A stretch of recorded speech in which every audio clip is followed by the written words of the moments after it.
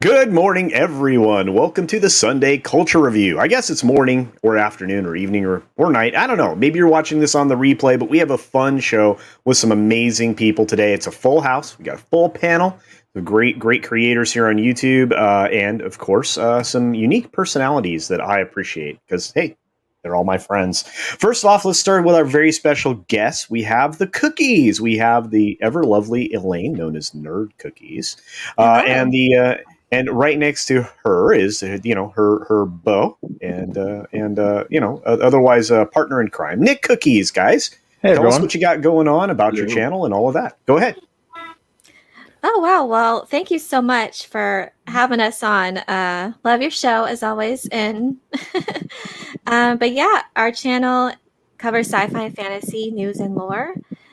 So we just talk about the franchises we love, and especially the lore stuff itself, because we just love diving into that, these big universes. And so, yeah, there's a lot of Dune, Lord of the Rings. We're getting into Battlestar Galactica. So, yeah. Oh, awesome. Well, I love your lore videos. I really do. But you also do something fun, right? You have a gaming thing you do? Yes. Oh, sorry, I always forget. Nick always reminds me.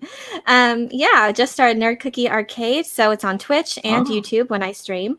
So you can follow me, Nerd Cookie Arcade on Twitch, and we post the highlights on YouTube as well on the channel, and also have Pop Cookies. Just started that as well. So those are the two newest channels in the Cookieverse. So Pop Cookies is where we cover pop culture news and commentary and rumors and just a variety of pop culture stuff. So it has its own channel for that. But yeah, I think that's all the Cookieverse stuff. All right. Well, I appreciate that. And we have a lot of people in the chat saying hi to you. They're obviously here for you guys. Okay, so immediately next to Nick, unless Nick, you didn't get a chance to talk. She kind of took over there. Did you have anything to talk about? No, it's good to put her through her paces. She has to go through that on every live stream, so it's just good practice, Oh, all right. Well, very good. My nerves out. Yeah. You're riding herd kind of like the boss does on me. Off camera, she's like, "Oh, you forgot to do this. Oh, there's somebody give you a super sticker. Oh, so there you go." But yeah, she blazes the trail, and I just kind of like follow behind her and do whatever dropped off or whatever needs to be done. So I don't really do any. I don't really have a presence other than my Twitter. That's about it. But I really don't do anything on Twitter either. Yeah, I'm just working full time on. I mostly do the production stuff, so a lot of the editing and stuff like that for our videos, and yes. Well, emotional support animal. That's about it. That's right, and I appreciate you for that reason. And you're a lot of fun to hang out with on live stream. So I insisted that you be here today. So we weren't going to do it until you could both do it. So you guys are great. Huge part of the channel. Yeah. Well, I don't need to know any of the personal stuff. I'm glad though. And anyway, very progressive of you to take her name. Yeah, right. Wes is here, and he's the guy that just spoke up. He's got a great channel too. He's kind of our version of Joe Rogan, or his own version of himself. And Wes, anything cool you got going on here? Anything fun? Well, I've heard that Twitter is handing out bans again. So I just want to say I've been banned from Twitter 2 or 3 times. It's not the end of the world. They can't get rid of us forever. I just keep coming back. But mostly what I come to is alt tech. So I'm on Odyssey and Minds, and hopefully I get to see you there, my friends. You can earn crypto on Odyssey and Minds just by interacting and posting content. And I'll throw a link in there. I'm currently doing the long-awaited Let's Play of Doom Eternal. And I can tell you that the graphics are beautiful and there is much gratuitous violence. And that's exactly what my audience likes. So hopefully, if you like beautiful graphics, a good score, and gratuitous violence, we hope to see you there. Yes, we do. And I before I get to the Minisphere and Mirasphere, I want to do this. We got to get to some of these super chats before they disappear because there's some people that threw amazing amounts of money at me. Lola Meets for $20 says, sending love to the best head of hair on YouTube. Thank you very much. Lola does some stuff on her channel, Lola After Midnight. Those are a lot of fun. Those are fun streams. Although there were, a couple of people that were not wearing enough clothes, on the last night's stream. Well, at least one guy anyway, but I don't care. Yeah, but no, it was otherwise. It's a lot of fun. You'll often catch Makini over there. You'll catch me in the chat often. But Lola again supports just so many artists. We have this great artist community here and creator community, and Lola's one of the best. So I do appreciate her, and of course I appreciate the super chat. But like I said, you can check her out. Her channel is growing, and hopefully she will be able to be monetized as soon as possible. And with avatars like that, she's very inspiring. So, of course, Dave Green was talking about having to manage his time, which I understand, balancing between gaming and live streams. We have a lot of great people here. Snortapupus, Radicalized Ryan, Jedi Knight, Darth Bunny, Lego fan, Lego Darth Bunny fan. I don't know. I always get that wrong. That's a lot of names. But anyway, it's good to see you. Let's see. We have Brightest Day in the house. I think I saw Josh Knight's End here. Obviously, Jack's on the panel. Thanks, Jack. Pickles is here. Hi, Pickles. Let's see. Oh, Keely Chow is in the house. Yep. And like I said, there he is. There's Josh right there. Small Time is in the house. What's up, Small Time?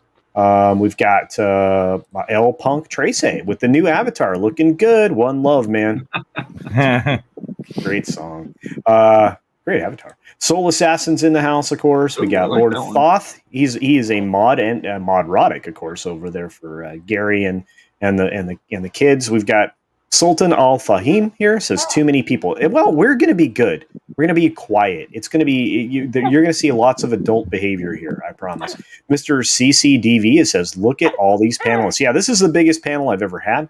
We're going to get through a couple more of these so I can get to the super chats, and then we will finish introductions. There's Zach's Roger H with a $1.99 thumbs up super sticker. Thank you for that, my friend. Nerd Cookie saying hi to people. Barack Dermis is here. Ironcaster's here. What's up, Ironcaster? Growing that channel. Yep, absolutely. Absolutely. Everybody noticing the full house. Carice is in the house. We've got Thomas Gilkey with a $3.99 super chat. I'm doing a special video tomorrow as my video upload. It's an interview over one subject, and it's something Thomas and I both love. So do check that out. Thank you for the super chat, Thomas Gilkey, for $3.99. Much love to everyone. So absolutely. Fat Steven is in the chat, I think, and he's got stuff going on today, so that's great.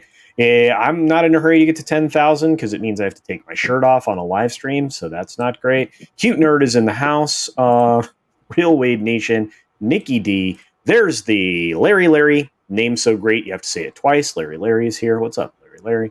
And I think I got everyone. So if I didn't, it wasn't on purpose. I wasn't even, it was not. I just highlighted you, knucklehead. Anyway, below me is Minisphere and Mirasphere. What's going on, my friend? How's dad life? It's not bad. Yeah. Same old, taking care of the little one. All right. Well, there you go. And I know you make content whenever you can. And you and I need to have a conversation about the first part of the story that you sent me. So, guys, I'm looking forward to this whole thing. So, yeah, thank you for that, Mirasphere. And any updates you want to give before we move on? I don't have anything really. Not right now. Twitter sucks. Oh, well, that's true. With the band hammer that Wes was talking about. Yeah. And I don't know, Wes, did I cut you off? I didn't cut you off, did I? No, you didn't cut me off. I was just saying, if you want to avoid the ban hammer, support free speech platforms like Odyssey and Minds. Perfect. Yeah, and I agree with you wholeheartedly. Right next to Mirasphere, of course, is our very own artist of this show, and somebody who does a lot of art that we all enjoy. It's Makini90. He's got a celebration to talk about. Go ahead, Makini.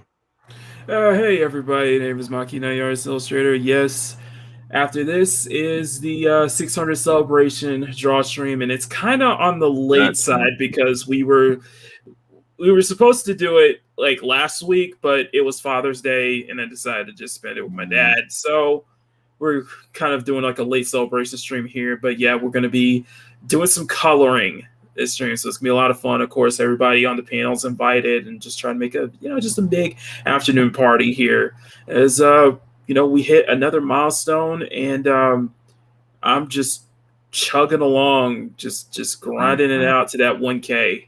It's like I'm so hungry. I'm so zeroed in and focused now, and I'm just like feel like I'm working harder than ever right now.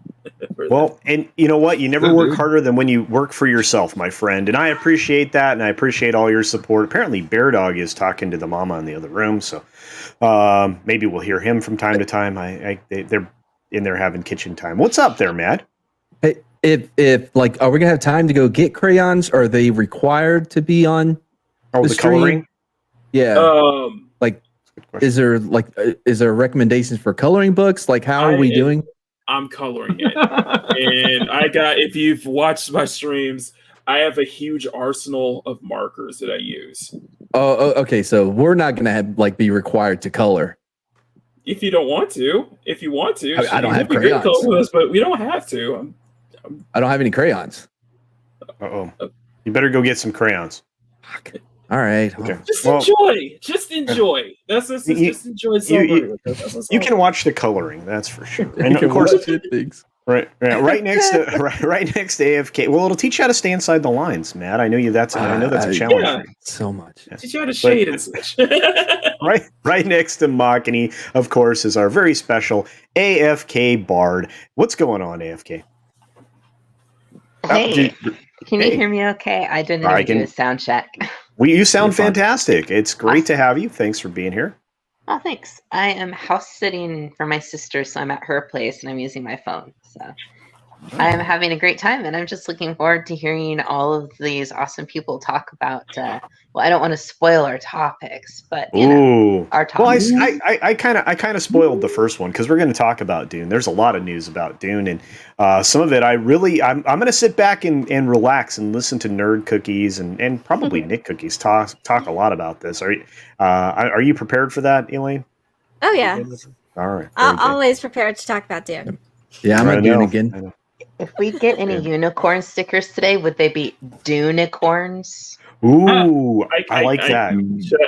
Should I just give the prerequisite? Yeah. Oh no, you can definitely do that. You can do the Dunicorn. Yeah. Ready? Go. There you go.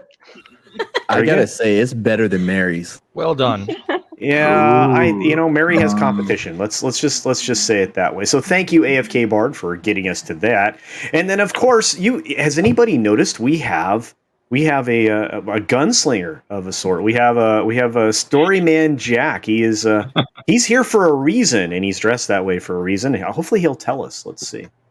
So I have a horror western coming out.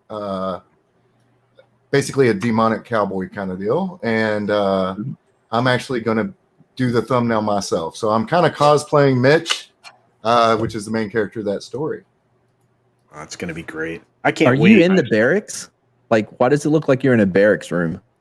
Because there are no places to rent in Texas right now. Mm-hmm.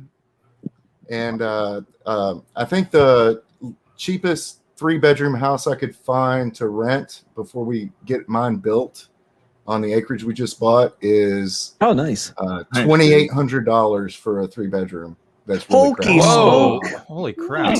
Right? Yeah, I mean, everything's being bought up. Are those doors behind you? Do they lead to Vigilante Williamson? It might. You never know. What area of Texas? What area of Texas? Near Texas. Oh, all right. Yeah, if you'd have been on time, you'd have known that. But that's fine. And no one ever comes to Missouri. Come on, guys. Not guys. just that. Even the camper, the little camper areas, they're $1,000 a month just to rent the little space to put your camper on. Jesus. Yeah, it's crazy. Jesus. It's crazy. Wow, We've gotten such an rent. influx of people. Yeah. That's because everybody My goodness. running from California. No one comes to Missouri though. You know, Why would they? Cheap all kinds. Because I don't know. I think the Cost of news living's- out of St. Louis. I'm here. kinda- Okay, I'm in Missouri. That's why. Yeah, no, I've been to East St. Louis. I'm good. Oh no, I St. don't Louis. need We to- don't know. St. Louis and Kansas City are not really Missouri. Let's just say. All right, There one more super chat so I don't lose it from our friend Kip Ellis, the producer for Mad Barber Entertainment, says asking for a friend is fraud a jailable offense. He was being chased by Interpol on after Street Smart yesterday, so I think he's concerned because I haven't gotten my paycheck and I think I figured out where it went. I want to see his eyebrows and see how. Yeah, whoever did that facial, he did a really bad job. But this is our friend Mad Mardigan, Mad Barber Entertainment. Mad, tell them about the great show you have occasionally. Yeah, it's great. Despite one of the panelists, so it's Barber and I, and then Culture. Kip's the producer. He's great. He pops in every episode with something. I guess I don't even know. Like, there's some Kip Bits videos up on the channel you can check out to get a taste of what he does. It's just absurd. Wednesday, we're going to be starting a very special two-parter. We're going to be watching Tammy and the T-Rex because I asked Culture to bring something, and he is unreliable. So we'll be doing Tammy the T-Rex. I took care of myself. And we're in talks to have a very big guest on soon. That's it. I'll give you a hint. He has a famous friend. Oh, Jeremy from the Quartering? No, God, no. Oh, all right. Well, and last but not least, we have our very own turtle, the Shell. What's up, Shellbach? So he won't let Culture touch him. Nice promotion. All I want to say is, people,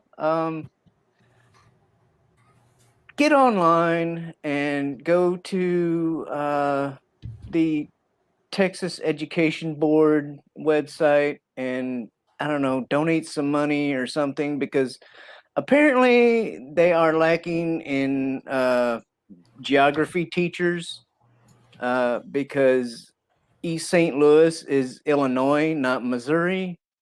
And if Mardigan would have been taught properly, he would have known that. So why? I don't think I cared that much. Like, it's all Missouri. All right, then. Well, that was a lot of fun. Thanks, Shellbach. Shellbach does a show called Anime Academia. He just did, I think, Afro Samurai. Is that right? Resurrection. Yeah. Yeah. So that was the film, right? That was after the show. We did the 5 episodes and the Resurrection movie. Yeah. Cool. Mm-hmm. All right. Well, we've got we really good content, Shell, too. Yeah. Really yeah, good. and we have a lot of great minds when it comes to anime here in this community, and Shellbach does a good job of getting a bunch of people together in the chat to do that. So check it out for sure. Now, we are 18 minutes in. Script Doctor pointed out how slow I have let everything go, and I blame Mad Mardigan for that. I do want to say to Fat Steven Seagal, 20K subs, I shaves half of my body top to bottom. No, I don't do any of those things, but thank you for the $2 Canadian. That is not going to happen. Just $2. Just $2. Yeah, that's why he's not going to do it. Apparently, there's apparently. Well, actually, for $1 billion, I would shave my head. 1 billion. 1 billion. Wow. Okay. What if Zimbabwean dollars? No. What if it's for 2 million subscribers? Would you shave your head?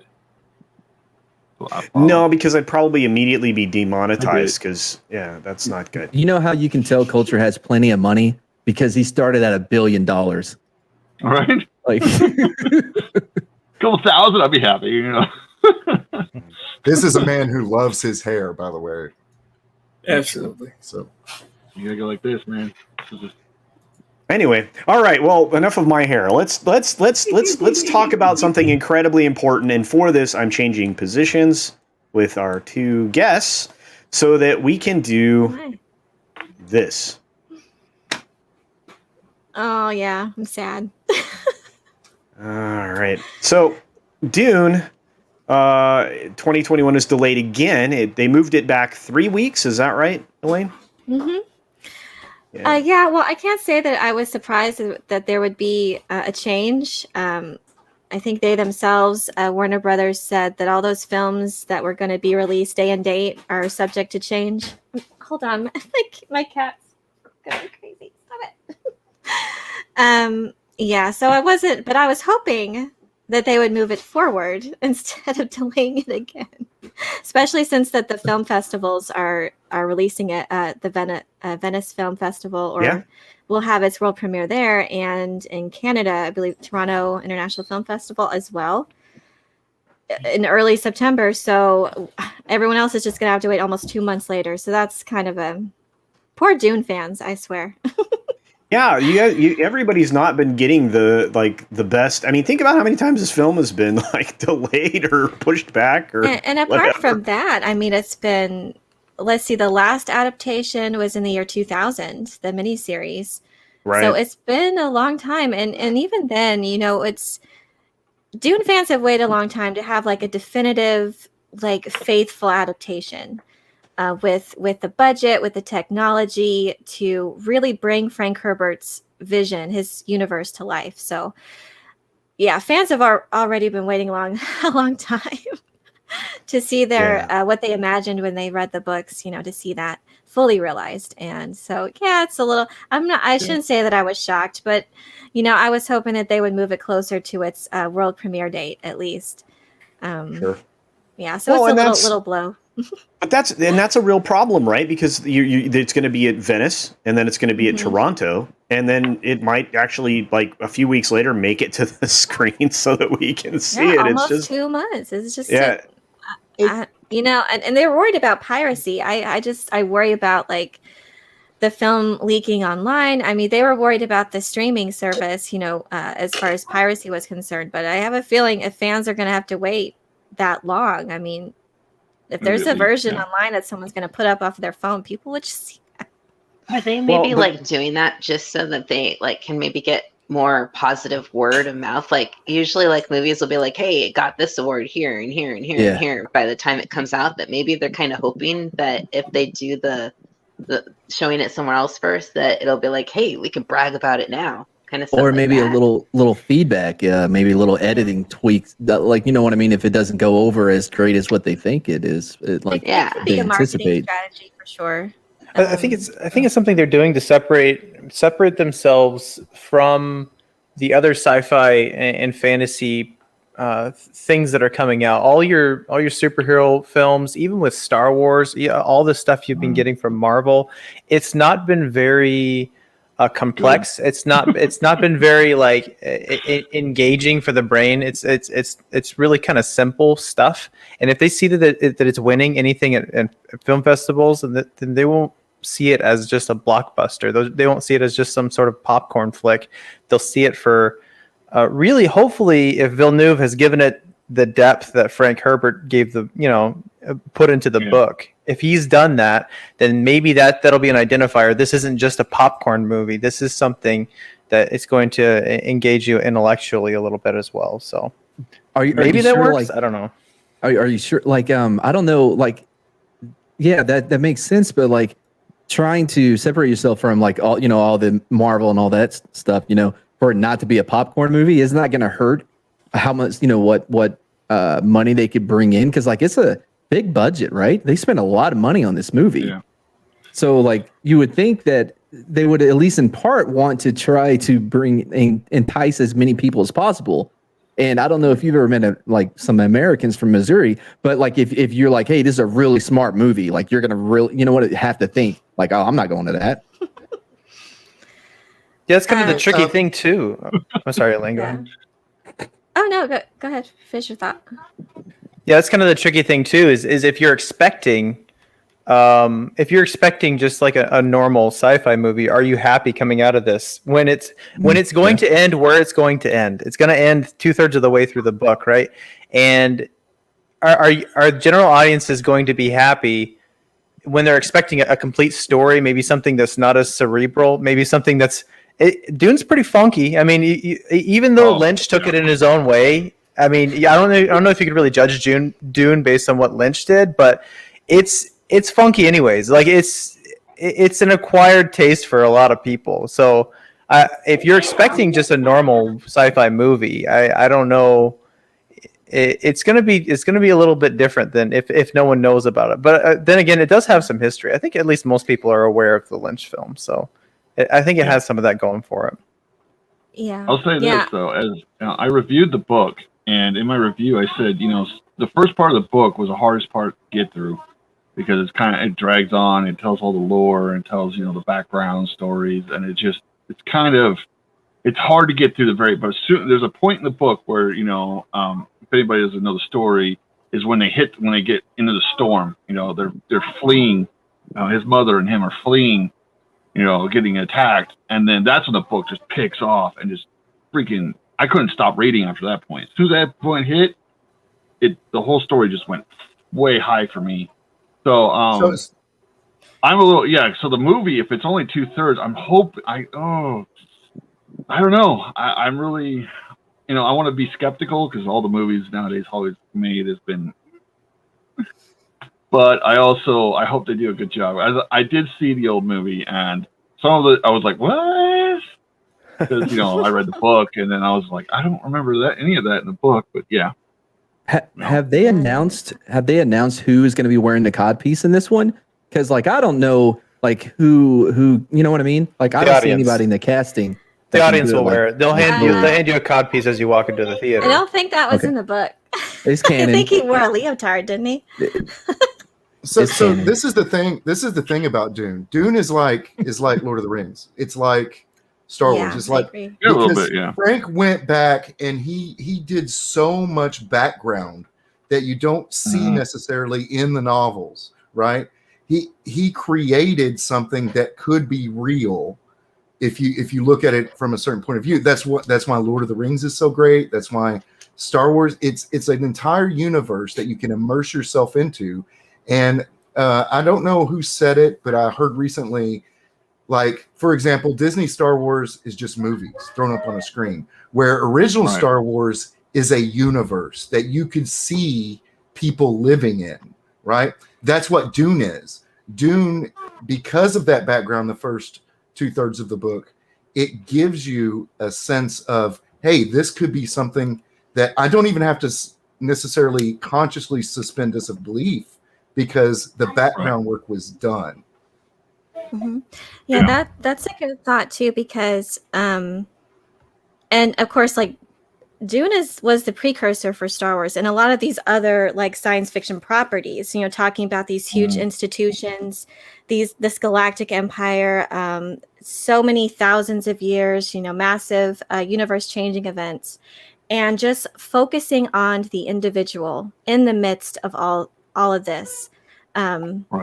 It's and it reminds me a lot of fantasy too. So I feel that people who enjoyed Lord of the Rings might connect Dune to more of that. And we've already heard comments from several people that said this reminds them of just the scale of Lord of the Rings, but also the depth that Lord of the Rings had. I think audiences will appreciate that.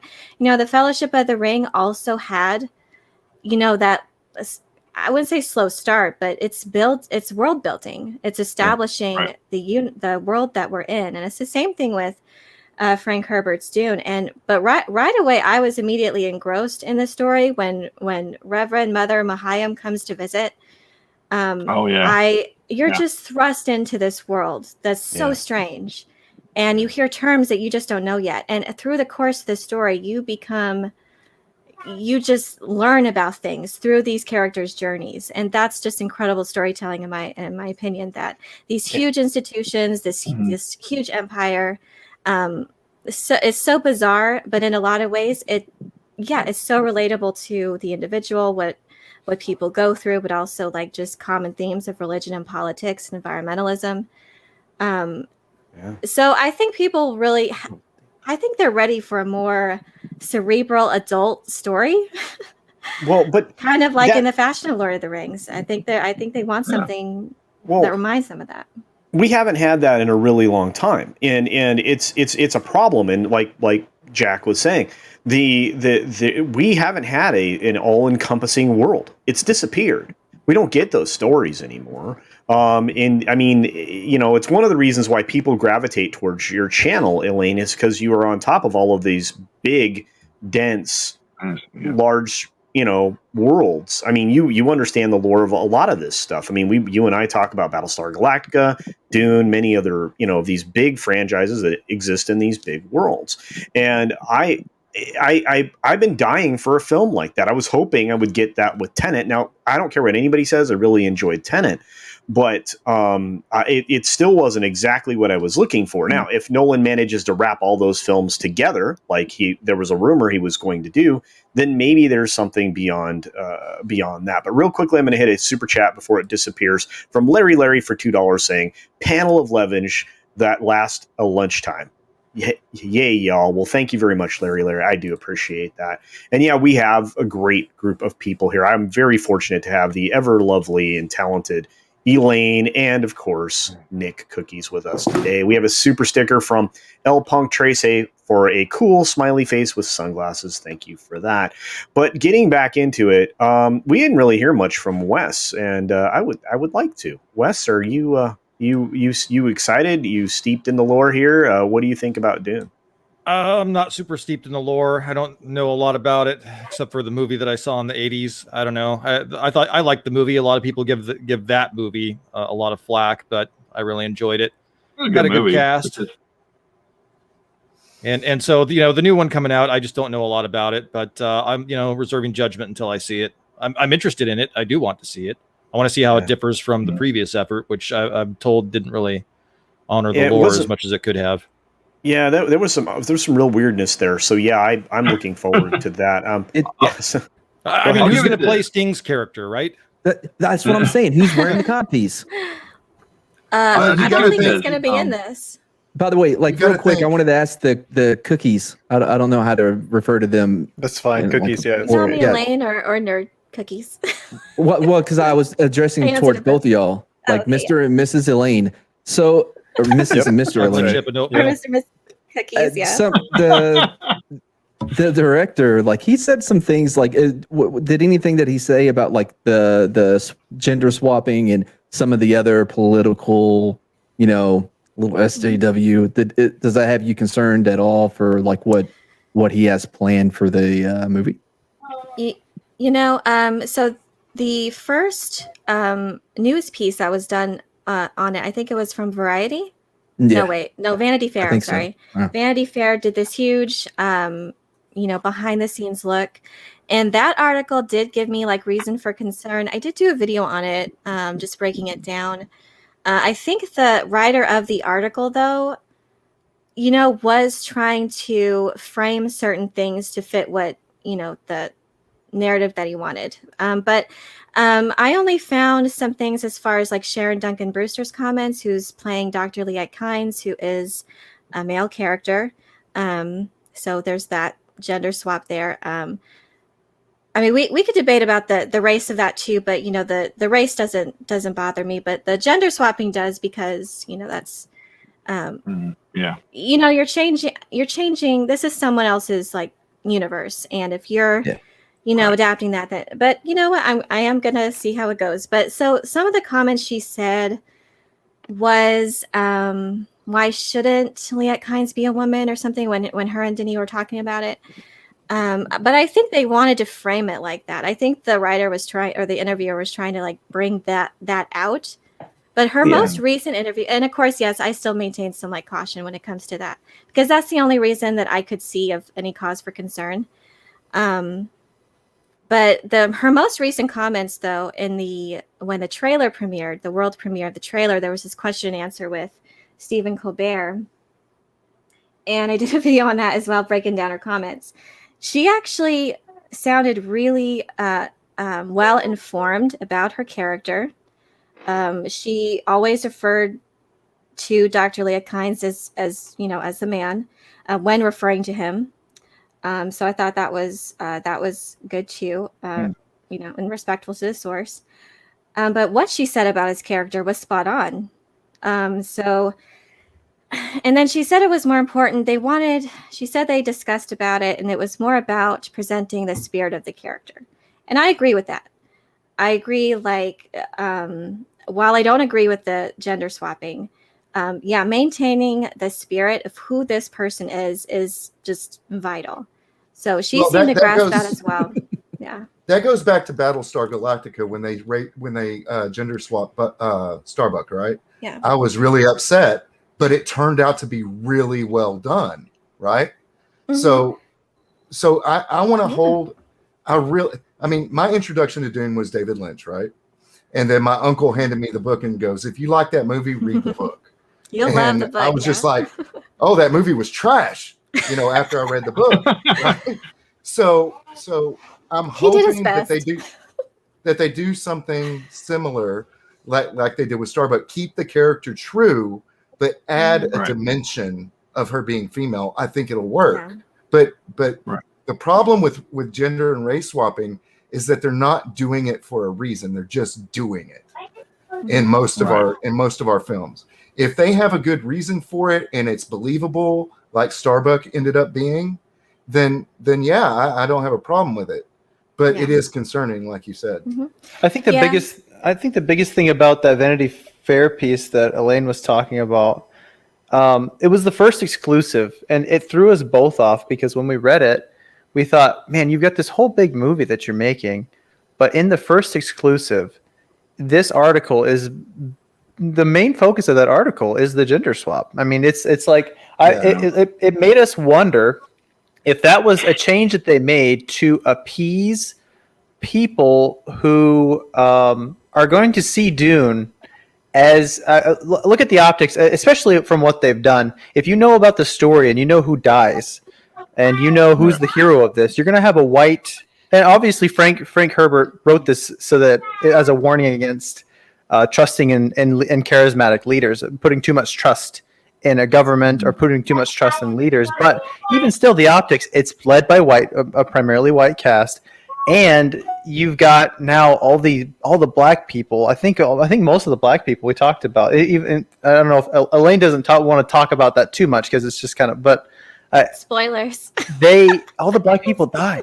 Like all the black people now that you've made in this film. That's the interesting thing. So when they first came out with it, and it kind of seemed like a signal with that Vanity Fair article, and what she said is right. I think the way that the interviewer was asking the questions, interviewers can ask certain questions to get a certain kind of narrative, and that's the way she wrote it. I haven't heard anything from Villeneuve himself about it, which I'm really curious to hear. But it seems like in all of his other comments, like he's trying to maintain the spirit of the characters with all of his casting, and so I'm interested to see, kind of as we hear more from more interviews about that decision, but. And I will say again, like Sharon Duncan Brewster was actually one of the best interviews that I saw in regards to their understanding of their character. Because I've seen a bunch of interviews, and her grasp was like she did her research, which is what we can't say the same thing for Rebecca Ferguson, who has a huge role as Lady Jessica. She couldn't even get through the book itself, and that was concerning to me too. Yeah, but she had to have that explained to her by the director and Oscar Isaac as well. They helped her with that. She just couldn't get into it. So I mean, for someone who's a main character, you kind of want them to do that extra research, but she had to rely on other people to tell her who Lady Jessica is. So I'd say that was more concerning to me from that perspective as a main character. And just it was so surprising that Sharon Duncan Brewster knew more about her character or the character of Liet Kynes than this main character, Rebecca Ferguson did. Well, for the most part, actors and actresses are not, towering intellects. So, I mean, if you've got a good director and you've got the people writing it and stuff that know the background, that's not as concerning to me, because I don't expect these actors and actresses who are chasing popularity to be able to read something like that. I mean, how many of the actors read the Silmarillion? How many of the Amazon Prime people are reading that and actually understanding it. I mean, I just don't. Yeah. I mean, just listen to them talk on Twitter. They're not towering intellects. They're not big readers. I bet none of them have ever read a quote from Aristotle other than what was posted on Twitter. So that's a divide.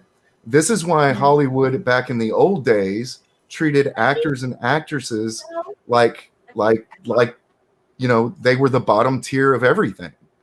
It is just in recent history that actors and actresses are held up as some sort of idol, right? So I don't know if the actress not getting through the book is a big deal, so long as the director and the production people do. Yeah, no, I totally agree with that. And Denis Villeneuve seems very competent in regards to that. I can't think of another director who's more who's more equipped or better, who could do it better, basically. But what her interviews have stated, though, is not much of a reverence for the source material, and I think that's what I kind of take issue with, because she basically praised Denis Villeneuve for how amazing the character of Lady Jessica is, but and praising for how like independent and powerful and she is, qualities that Frank Herbert instilled in this character. But she credited that to Denis Villeneuve and them being progressive because the writers at the time weren't in Frank Herbert's time. So she even did though say that Frank Herbert's a white dude. So I mean, yeah, she was making assumptions that Denis Villeneuve and the writing team made Lady Jessica who she is, basically, when she was written that way. So just the interviews itself, I understand that the director, it makes sure that this person knows what to do, and I think the same thing with Lord of the Rings. Not all the actors were familiar with their parts, and it still was amazing. So as long as the director, the screenwriters, yeah. But if you're going to talk about it, you better be familiar with your character. Right. Do we know how much control the director has? Like, does he have final cut, or because I know that was the thing in the 1984 one, because like they denied the final cut of whatever his name is, Lynch. Yeah. I'd say they've given him pretty. This is what Stellan Skarsgård has actually talked about in an interview, that he praised how much the studio was giving him like a free hand, that they just let him create. So that was nice. That it wasn't the studio's film. He expressly said it wasn't the studio's film. It was his film, and his artistry was coming through. So that was nice to hear.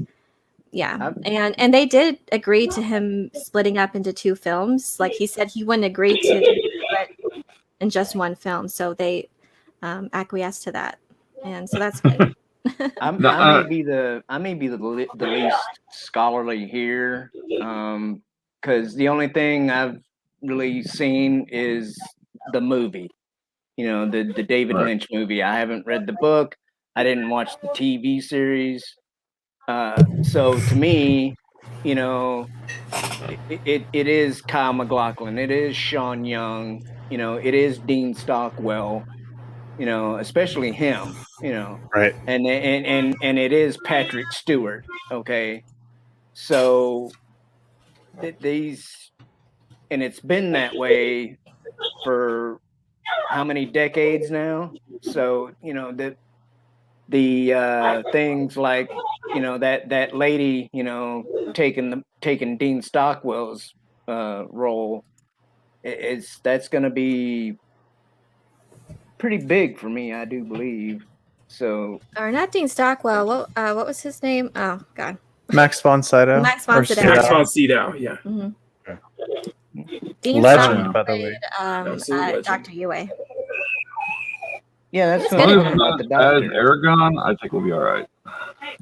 That version had some very strong performances, for sure. Yeah, the movie. I used to think the movie was great until I read the book, and then I realized how mismanaged that movie was compared to the book. Like everything, so much was off. I was like, wow, there's no wonder they never made a sequel.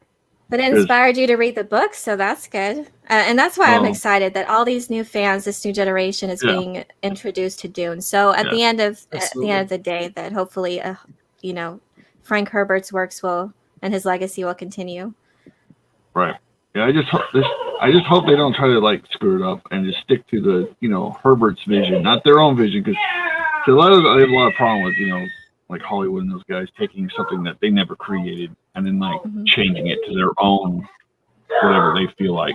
That's what's happened to Star Wars. That's what's happened to what's happening right now to Lord of the Rings, because we're seeing what they're doing. What they're saying they're doing to Lord of the Rings. And so many other franchises, and that's why I started creating my own. That's why Storyman Jack, probably created his own stuff, is because we can control it. And world building is super important. Storyman Jack knows that. And it's one of the funnest things I've ever done is create my own world. That's what the book I'm writing it's from scratch. Like I took bits and pieces from different religions, different histories, and I'm putting them into a world that's like far off from ours. It has nothing to do with the human race whatsoever, and I hope it's going to be fantastic. And it's fun. It's crazy, and it's hard as hell to keep track of. I have to like constantly remember like characters I wrote in like forever ago and different aspects of those characters. But it's fun, and I can't wait till it's done. And jeez. Yeah, I'm amazed. I'm amazed when I dive into these worlds, the intricacies, the complexity. With Tolkien creating all these races and the creation of this world, literally, the themes in it, the languages. It's just same thing with Frank Herbert too, creating this long 20,000 years of human history to even get to the point of Dune, or the point in time where Dune starts. That's just amazing to me, and just kind of reshaping the universe as you go. Right. Yeah. Yeah, that's truly an art form that not everyone can do. Brian Herbert does his best to continue that legacy, but yeah, he's in a category on his own. These writers who just are world builders, these huge ideas. And hey, Cookie, if you're ever interested, I'll send you the first part of my book, like I sent Culture, and you guys can read it if you want to. Yeah, it's really good. Really, really good. Yeah. Well, and I can email. Here's the thing. I applaud your efforts. For sure, I can do that. Here's the thing. It is always going to be difficult to convert or adapt something this encompassing as a story into a 2.5 hour format. Right. They're never going to get it 100% right. And so, I mean, Lord of the Rings kind of is the exception to that rule.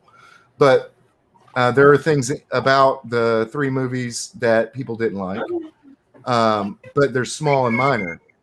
So that's why I want to major characters in Lord of the Rings. Yeah.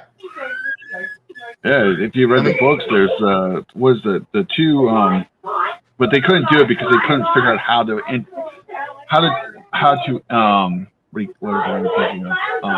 those characters into the book. I think there was a ruckus behind Mirrorsphere. Yeah, I don't know. Kids. That's the thing is like, that. Go ahead. Sorry, I'm trying to think of how it's the what was the guy who danced and sing. I can't think of his name. Somebody help me from the book. I'm sorry, I couldn't hear you. Say it again. Huh? I can't hear you that well. Tom Bombadil? Yes, yes, thank you. Yeah. Him and his wife weren't in the book. I mean, in the movie, but in the books they were hilarious, and I loved every part they were in the book. And then it was just like, wow, I understand why they didn't put them in the movies. Because after you read the book, you're like, yeah, that'd be kind of hard to try to figure out how to put him and his wife into the book and how they would adapt them and how to really do them justice. And so they couldn't do that. So that was they were supposed to be an ethereal kind of thing, and that wouldn't have translated well to the screen. Yeah, they were kind of like they were a world building type of character that they kind of didn't need in the movies. Because like if you think about it, there's like this whole section of adventure with them in Mirkwood or whatever, the Old Forest, that like when you nip it off like they did in Lord of the Rings, they're like, Aragorn's just like, here, have some swords, and they're like, cool. But like in the books, there's like they go to the Barrow Downs, they encounter ghosts, they get the swords from Tom Bombadil, and it's like, well, as awesome as that adventure is, and I love Tom Bombadil himself, you know, like I am glad that they were able, at least, you know, it made sense to cut it, you know. Yeah, I don't know how they would do it. They had like a dancing, singing hillbilly whose songs could literally control the world around him. Well, you know, I want to ask this question because the chat's been at it already, and I highlighted a story that was, you know, kind of what it was about. Why Dune 2021 is probably destined to end on a cliffhanger, and the likelihood we'll get the second part. I'm concerned. I don't know if you have insight on that at all, Elaine, or am I, you know, crazy or? I was gonna say, like, my biggest concern at this moment is if we get a sequel. Yeah, because a lot is depending on how well it does, how well received it is at the box office, and I'm hopeful for the reasons I stated earlier. But just the fact that it's just lingering out there, that there's been no green light for the production on the sequel, and the latter half of the book is just. Oh, there's so many amazing things that happen. Like, it's such an amazing climax and ending to the story. So if we don't get to see that last bit of it, that would just be a true tragedy. That would be bad. Yeah. Right.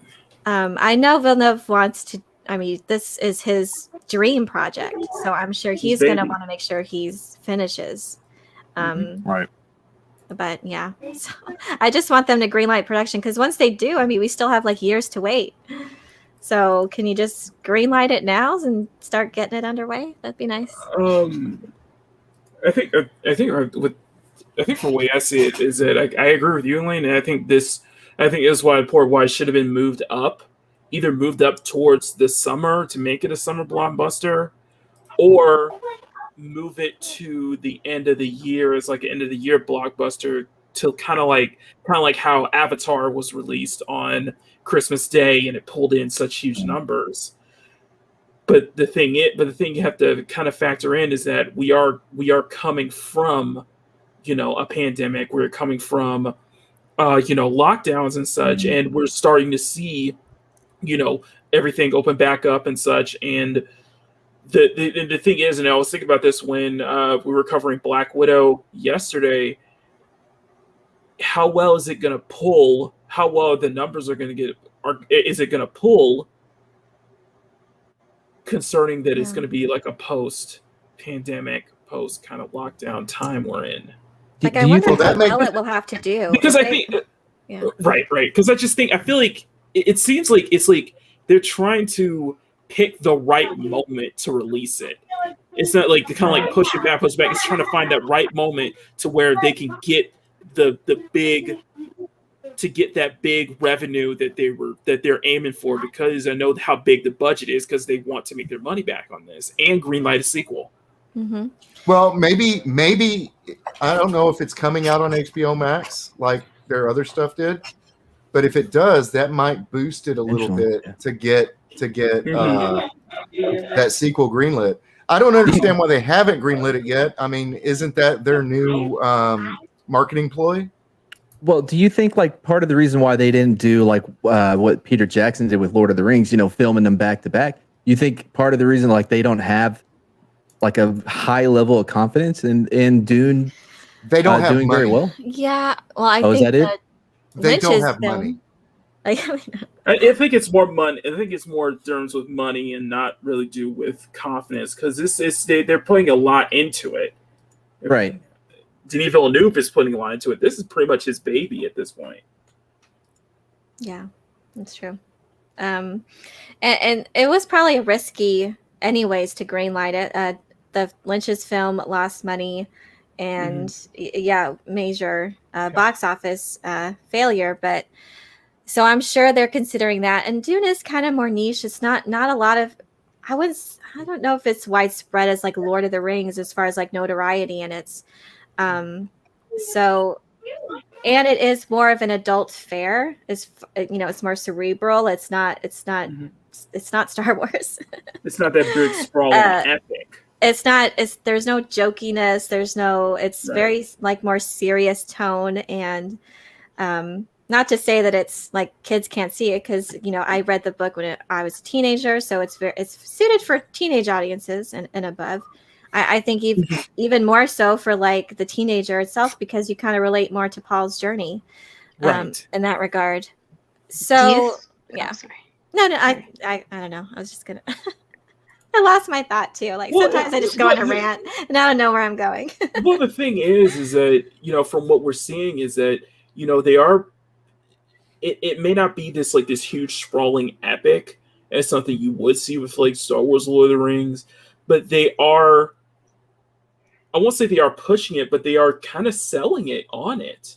They're kind of selling on it on being this big epic, and I think the best case scenario, I think it will do well, because I think that's what we want now. I think that's what the world wants nowadays, is that we need some kind of big, epic fantasy to attach ourselves into. You know what I mean? With it, with everything with everything being like, polarizing, and just everything having to deal with, the pandemic and such, we do need that, big sprawling epic to take us away. And I think that's, and I think in that sense, I think it has definitely has potential to be that, potential to really hit with audiences. I think a lot of independent creators are on that track.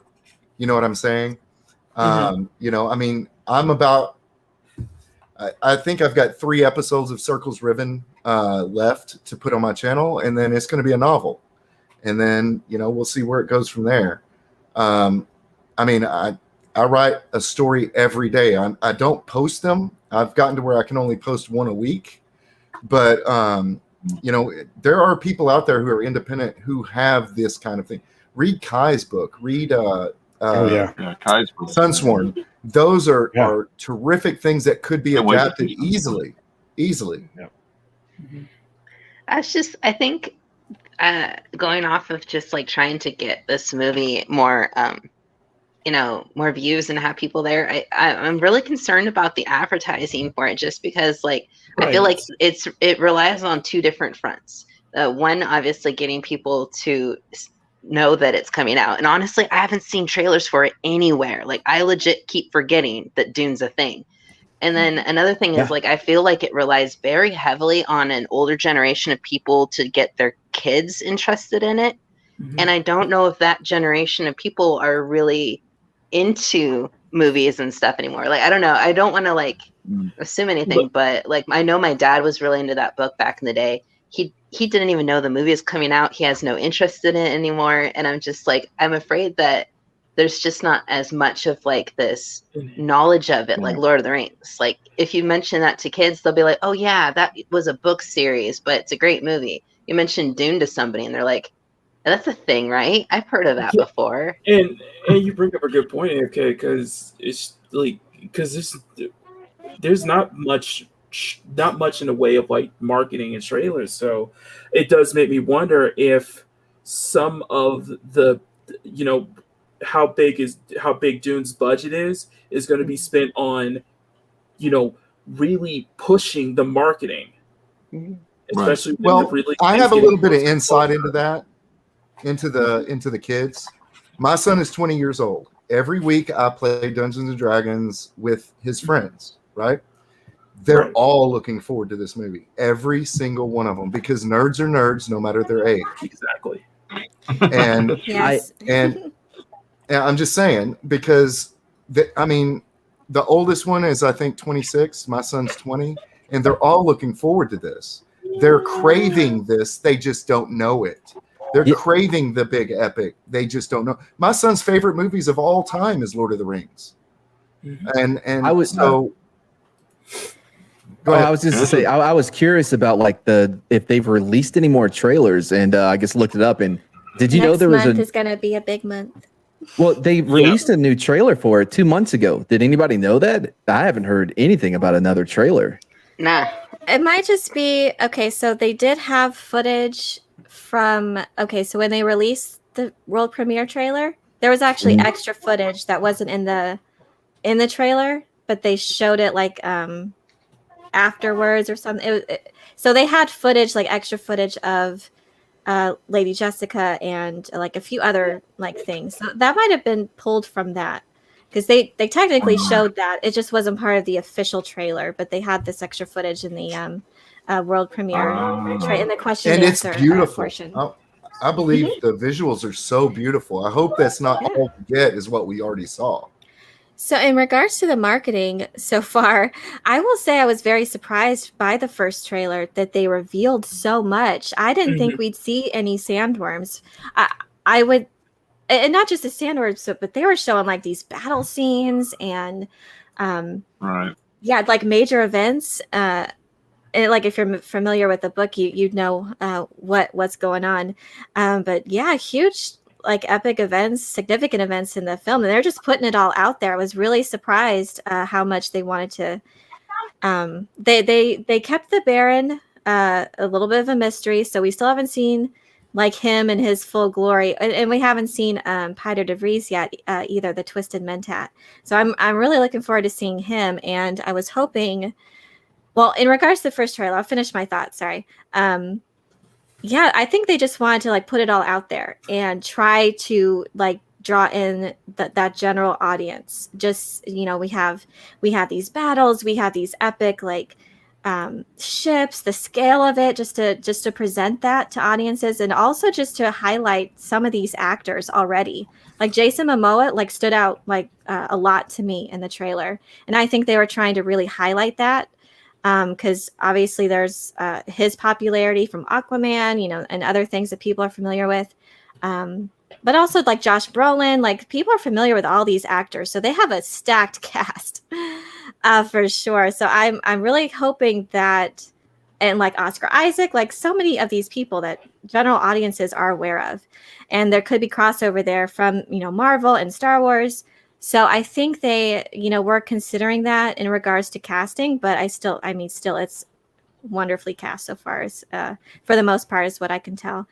But then again, it changed. Like all this stuff happened, they had to delay it a lot, and so whatever their initial thoughts were in revealing that trailer, it's just, I mean, you know, life happened, and.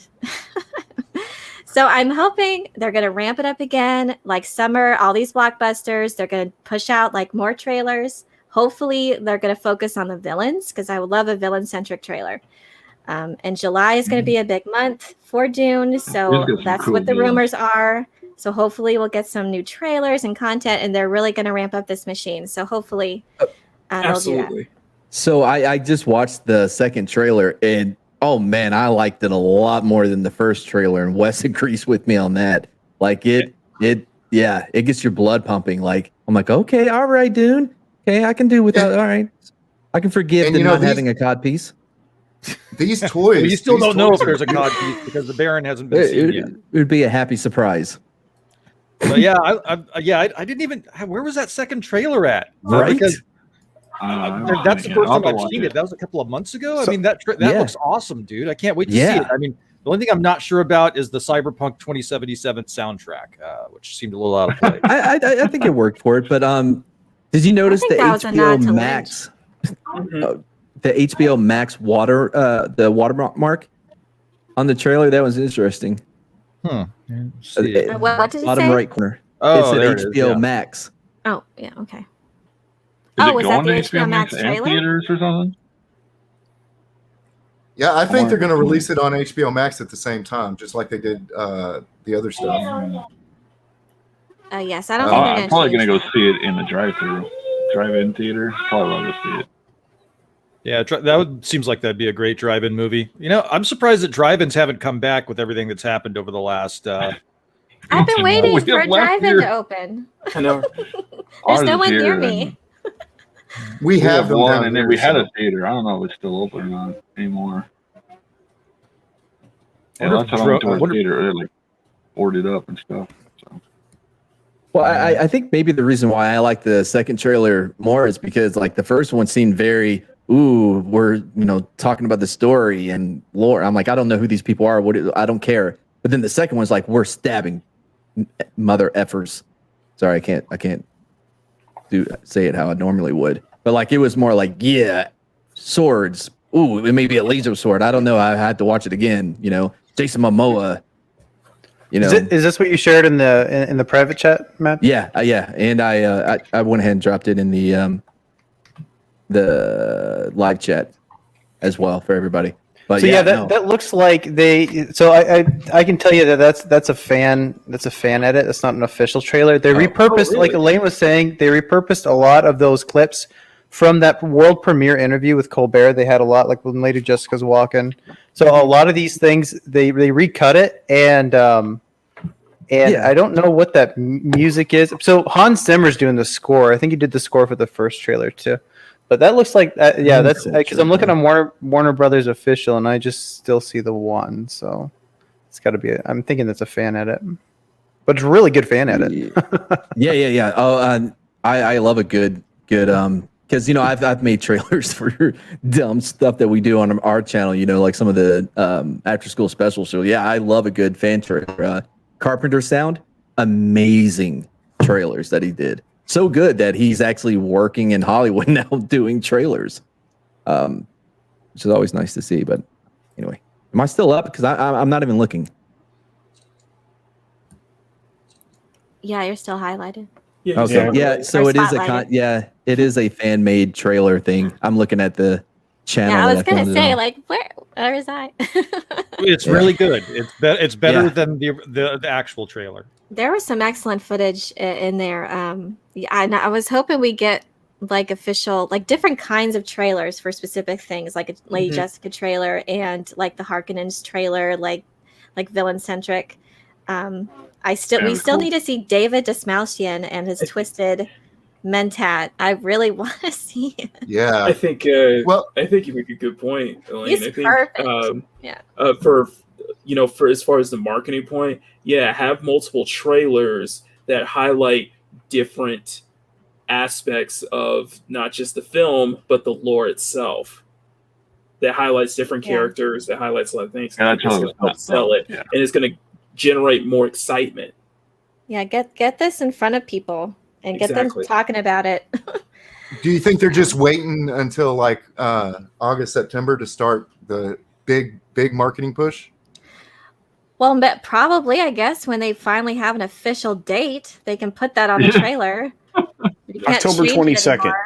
October 22nd, right? So just a little before Halloween.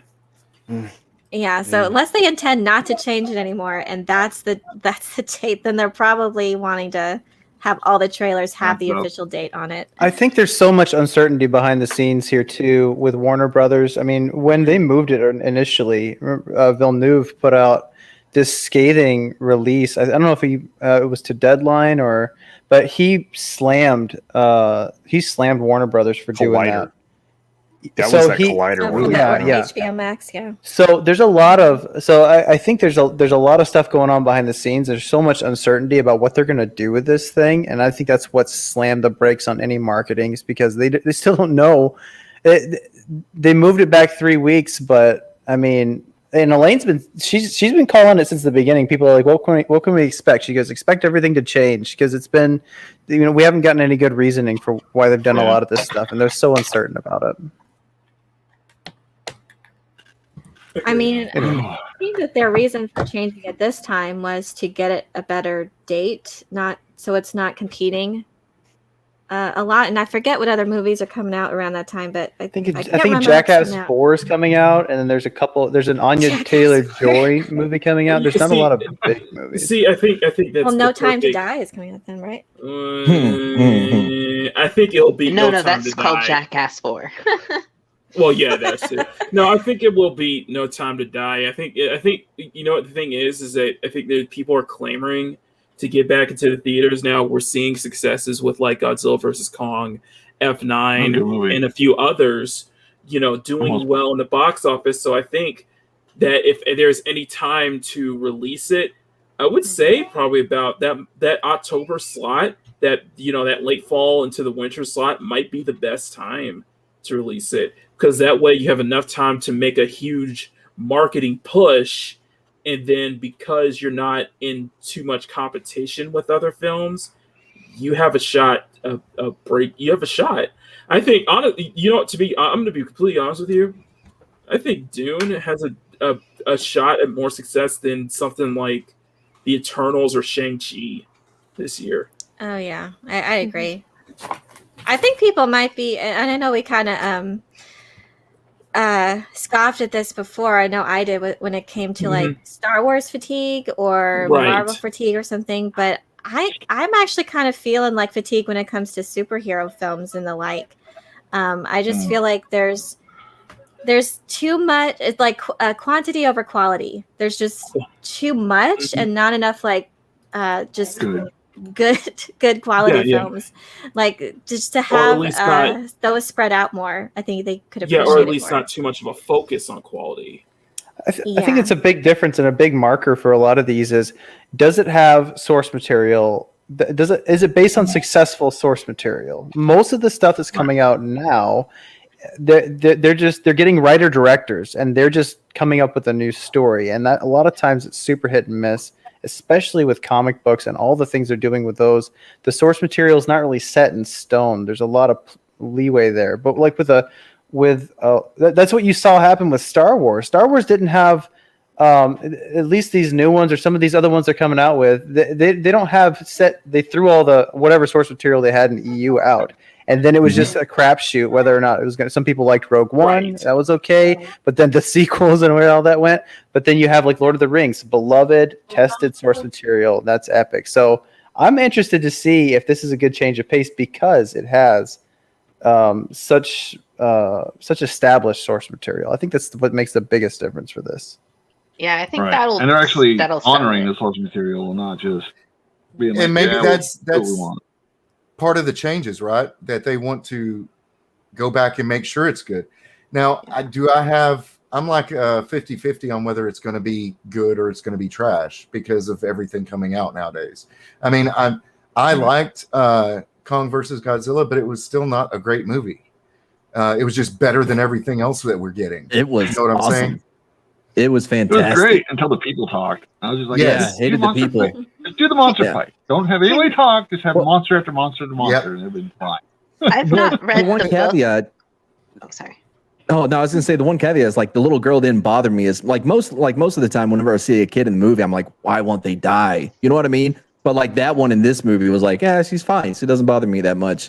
So I didn't like how they treated Eric from True Blood. I always forget his name. He's one of the Stars guards.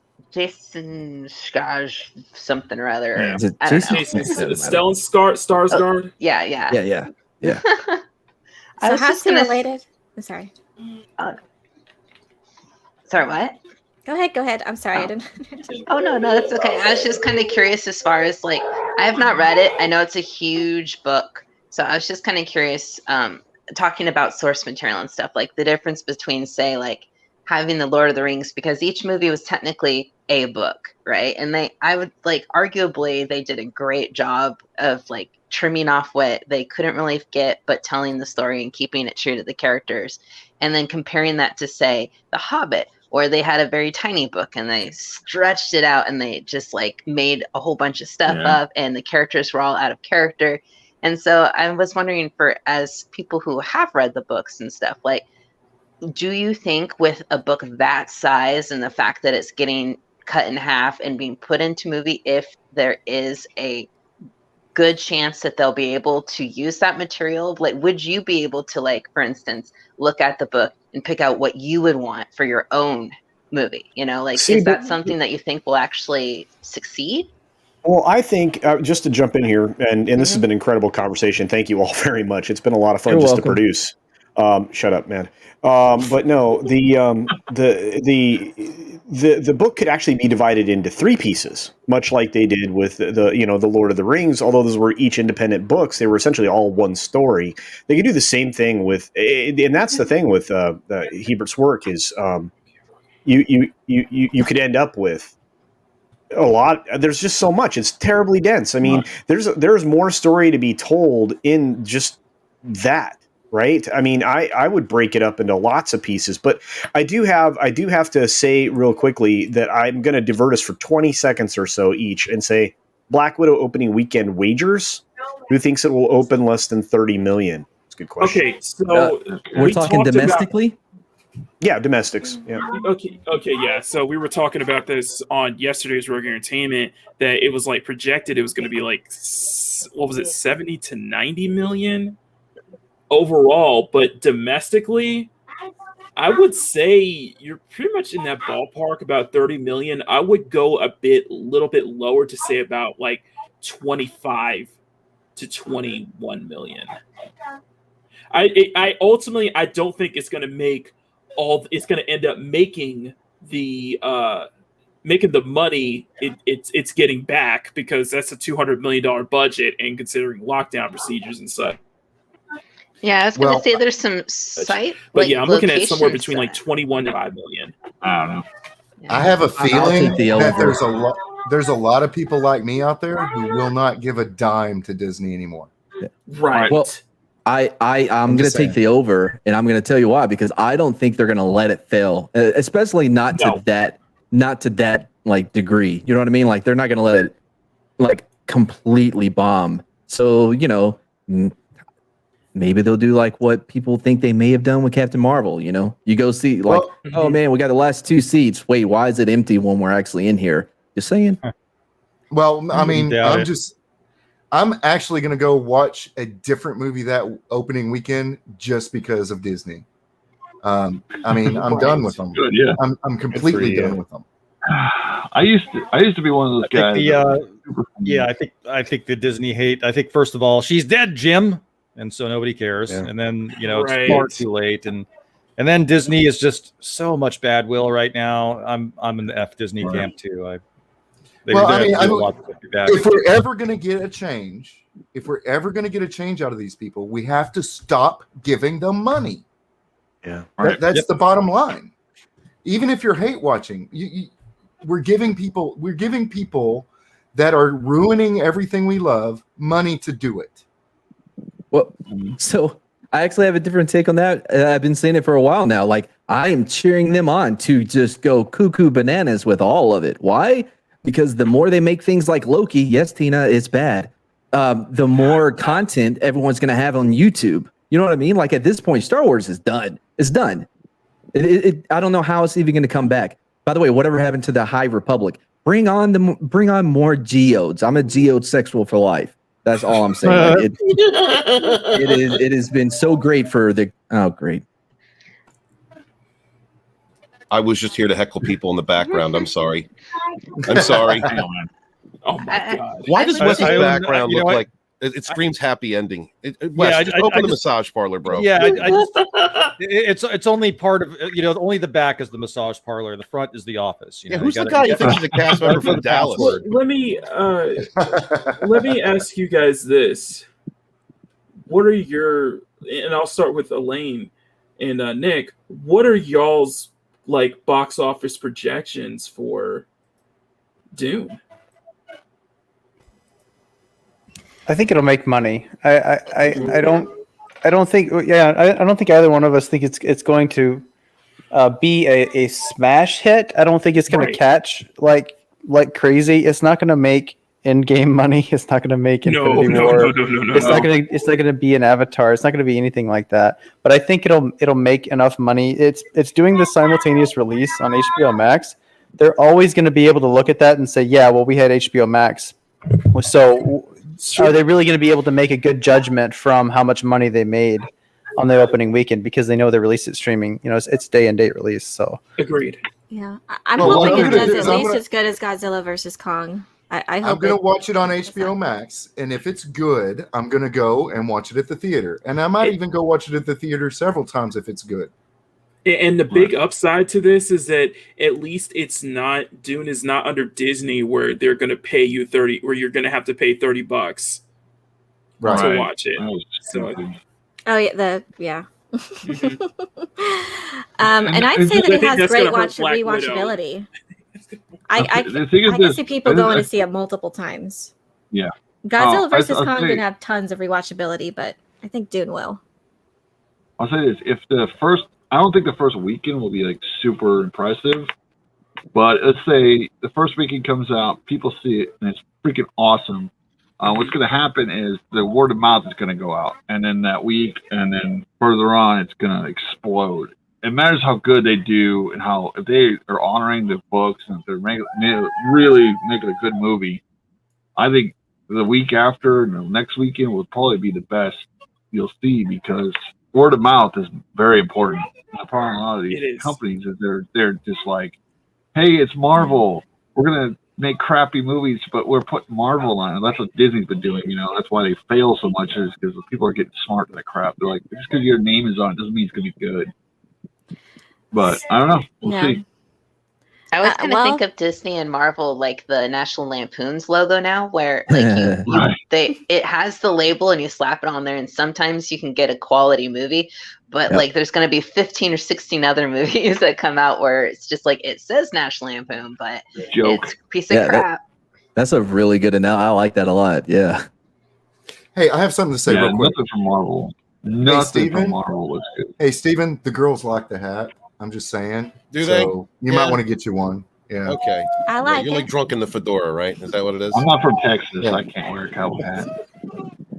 Cowboy hats are for everyone, brother. Are they? Yeah, if you're 5. Yeah. Hey, no, you got the nice hat though. Yeah.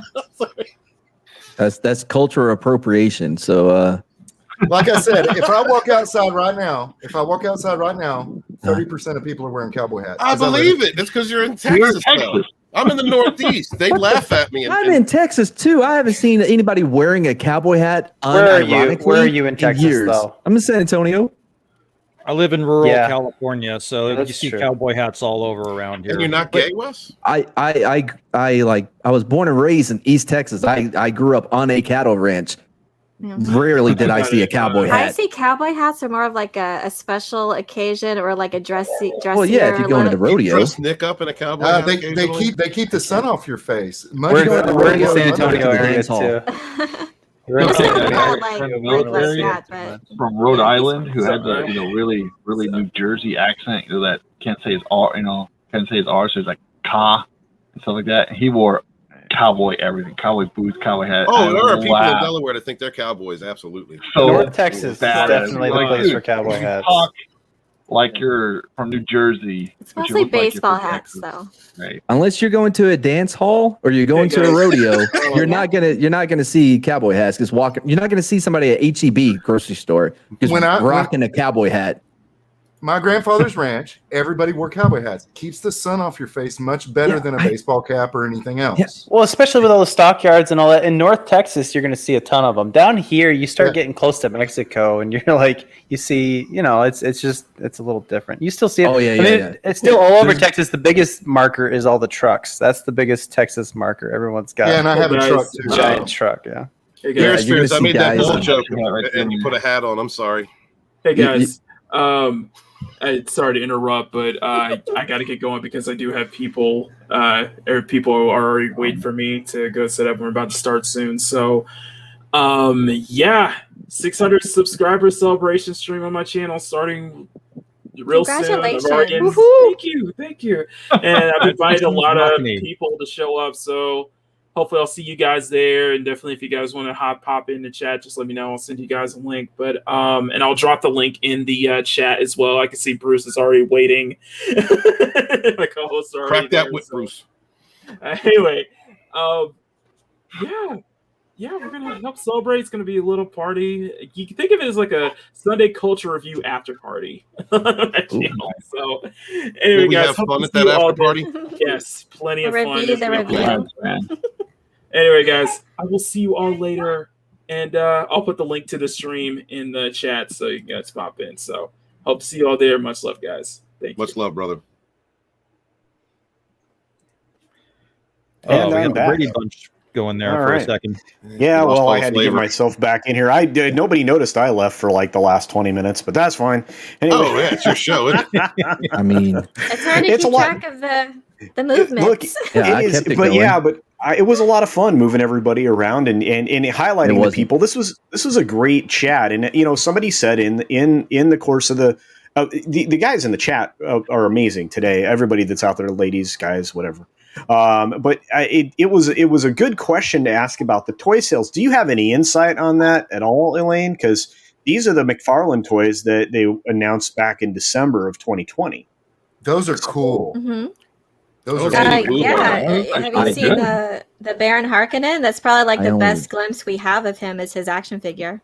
I only right recognized here? one of them. Is that Is it on Keanu this Reeves? page? I don't know. Is it the cast of Twilight? Which one of them is Oscar Isaac? Go up. Was he on there? Again? I think that was Stilgar. Stilgar's on the left, I think. Who's, I don't know who that And is. that's Jason Momoa on the right. Yeah, okay. That, Yeah, but wait, is I'm- Jason Momoa? that's Jason Momoa? Duncan, Idaho. On the right. Yeah. That's not But sexy. That was a enough. good casting, in my opinion. A great. But isn't casting. Momoa like a I agree. giant human? Yes. Yeah, he's pretty big, He's dude. big. Well, it looks like he's the same size of this non-gender. So I will say this because this was kind of like a division among, well, not a division, I would say, but a point of debate among the fans is Jason Momoa's casting as Duncan Idaho. Of course, Duncan Idaho is the sword master of Ginaz. He's known for his, Was that you the know, Patrick Stewart I can't even character? say His the right- sword? He's Yeah, athletic. well, He's nimble. Yeah, He's like a good lighter sword fighter. figure than you would think. Someone who's swift and, you know, like maybe kind of a Legolas type, but with the sword. So yeah, because he's so bulky and people were concerned, he just didn't look like the sword master he should. But Denis Villeneuve actually talked about this, and he, in an interview with the Shanghai International Film Festival, Secrets of Dune channel has that interview. I highly recommend it. It's really awesome insights into his approach to this film. So I recommend checking that out. I give my thoughts on it in my own video, but he has the actual interview on it. So he talked about Jason Momoa, and he said that he was very surprisingly light on his feet, like a dancer, because so he moved very well in that as a sword master. So he appreciated and he was just great in the role. He was just praised. Couldn't say enough good enough about him as Duncan. And they can fix. Foot. Well, they can fix that kind of thing with camera angles and things. So Yeah. I know. I think you really have to keep up your figure to look big, to look bulky like that. it's and Apple Aquaman big. boxes. Yeah, that's And why. Script Doctor- Yeah. Well, that's why. What's his name? Dave Batista. It doesn't want to do Drax anymore because it takes so much for him to get into Get shape to yoked. where he can be shirtless for an entire movie, and he's like 57 years old. He's like, I think I'm maybe not 57, but he's old. You know what I mean? And just think about it. Like you have an Apple crate. An Apple crate. Tom Cruise looks as tall as every co-star he's been with, but guess what? When they got to walk, he's 5'6". Yeah, and the other thing is, and Script Doctor says here, I've seen Momoa. He's not that big. He just looks yoked, and you have to remember the blonde chick from Game of Thrones that was the mother of dragons. The Khaleesi, whatever. She is like midget tall. Oh, wow, I'm not allowed to say that word. She is a smaller person, smaller stature. an LP, little people, officially, My kind of girl. A little. I don't know. I think when you're talking about the toys for this franchise, I don't think you're going to get a lot of toy sales. I don't know if you got a lot of toy sales for like Hunger Games or things like that, but I feel like that's the audience they're going with Chalamet casting and Zendaya. It's not going to. I guess they're going to make it a little action heavy, but I don't think it's like. It's not like Star Wars. It's not super flashy. The way that he went.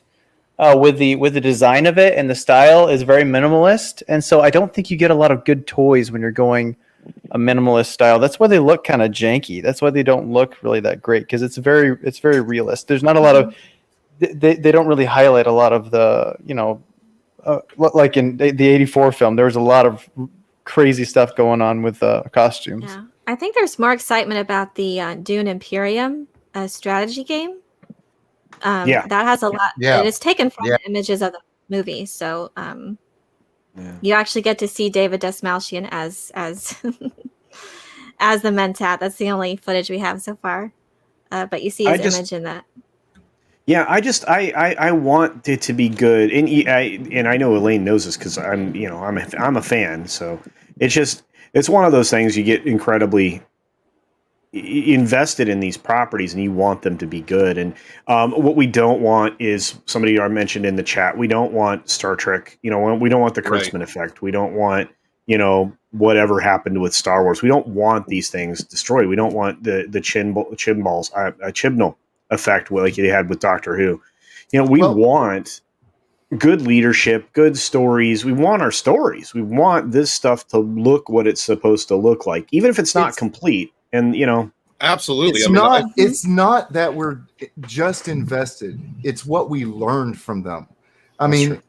Dune is a cerebral, philosophical story, right? Fear is the mind killer. Mm-hmm. This is something that everybody needs to learn. That the fear of fear, just the fear of fear itself, that kind of thing. To think about that, to come to terms with the philosophy behind what the story is actually about. That's the through line. That is doing the right thing. Is this the right thing? Did I do the right thing? That sort of thing. And it's very philosophical. And Hollywood don't get that. They can't get that. They can't. So you're absolutely right. So, there was a gentleman I worked with for several years who loved Dune. We used to talk about it. We used to watch lore videos together years ago. This rich universe that I'm not immersed in, but I saw how passionate he was about it. And to the point where when the announcement of the movie came out, I'm prepared for something. I'd love to have something well done that honors the lore and legacy, because I've taken the time to listen to several videos on the subject. Can't wait to see. I couldn't wait to see this movie, and I hope it's done correctly. For the fandom, first and foremost, because I'm a Star Trek fan, and that what they did to Star Trek just killed me. I'm a fan of all this stuff, right? Battlestar, Star Trek. Yeah, Battlestar. This is what I grew up watching. That's all I had to watch. To be honest with you, we had 3 channels growing up. I grew up before cable. The rich kids down the street had a satellite. That's all we had. We had broadcast TV. Yeah, we had a satellite. God, I remember we had some friend when I was a kid. We had somebody that worked for the TV station, and they had a satellite, and that thing took up like half their backyard. I remember that. Well, we had an 8-footer, for a period of time, and we're not comparing culture. Aligning that up, in the backyard was kind of a nightmare. My stepdad and I were like trying to. If you've ever tried to tune a satellite, especially that size, it's dumb. Believe it. Dumb. I really do hope that with Dune and with these other science fiction properties that are coming out, Foundation's also being adapted, and I'm very excited to see how they treat that as well. But Isaac Asimov's Foundation novels on Apple TV Plus is doing it anyways. But I hope that with these more cerebral, these more like sweeping philosophical sci-fi epics that are being adapted, I'm hoping that this will kind of steer people or fans to have a higher standard of science fiction, or just like fantasy properties and adaptations. Like, this is what science fiction, the height of science fiction is to get us to examine philosophy, but also to relate to the characters' journeys, and you learn about yourself through their decisions. You can deal with religion and politics and environments and a lot of like these huge themes, but it's the characters' journeys that really bring that home, that really like make you relate to their journeys in this like huge universe. So that's like the peak of science fiction, I think. And so I hope that with Dune and with these other properties kind of getting in the way, out of the way of like dystopian, because I feel like we're kind of getting stuck in the dystopian science fiction. But there's so much more to science fiction than just, doom and gloom. Agreed. It's supposed, yeah. Dune has its flaws as well. That universe goes through like huge monumental changes, and it's. But it's not. Yeah, it gets really, really dark in places, right? Yeah. But it's not just that. Like, there's more to it, and I feel like today, like, they're just getting stuck in the same old kind of type of science fiction, right? And there's so much you can do with it. The possibilities are just endless. That's why science fiction and fantasy are just one of the best properties, because there's so many things you can do. And I don't know. So, well, I'm probably putting too much on Dune itself, but that's my hope that this will kind of steer people to have a better class of fandom, to appreciate more of what science fiction could be. I don't know. Well, I mean, would we have cell phones the way we do without Star Trek? Would we have? I mean, they're walking around with iPads in the early 90s. Right. I mean, back in the day when I was growing up, science fiction and fantasy was the low end genres, right? You were looked down if you were a big fan of this stuff. Yep. And now the bankers and the jocks who didn't care about this crap are in charge of it. Exactly. So they have no idea what they're doing. And that goes to the point, Storyman Jack, is that, you have fandoms that have been attacked because we loved what we loved and other people wanted to change it, people who didn't love it. And so once again, those of us geeks and nerds of yesteryear are ostracized. I make that point. We've already been through this. We've already been segregated. We've already been told we're the nerds. We need to go away. We've already been through that. But one of the reasons that I loved Star Trek was because it had an optimistic future. Right. It was about the future. It was about where humanity could progress. I just got done watching DS9. Now I'm watching Enterprise again because I love the messaging. Yeah, there was doom and gloom there. There were scenarios that that could become terrible outcomes.